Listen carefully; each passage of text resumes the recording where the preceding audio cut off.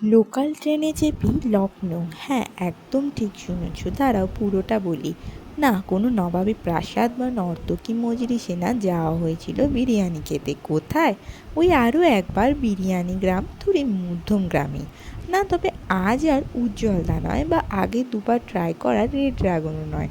আজকের গন্তব্য ছিল স্টেশন থেকে নেমে 1 নম্বর প্ল্যাটফর্ম থেকে বেরিয়ে বাজারের মধ্য দিয়ে সোজা 16.5 পা এগোলেই পৌঁছে যাবে মধ্যমগ্রামের অন্যতম জনপ্রিয় বিরিয়ানি ডেস্টিনেশন লখনৌ বিরিয়ানিতে, যা নাকি ভারত সেরা বলে দাবি করেন ওনারা।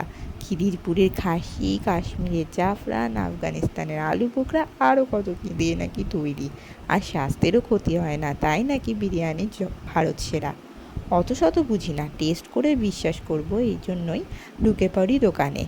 অর্ডার দেওয়া হয় মাটন বিরিয়ানি। হাঁড়ি খুলতেই যে গন্ধটা নাকে এলো, স্নানের পর প্রেমিকার চুলের গন্ধে যেভাবে মোহিত হতে হয়, ঠিক সেরকমই, জাস্ট প্রেমে পড়ার মতো।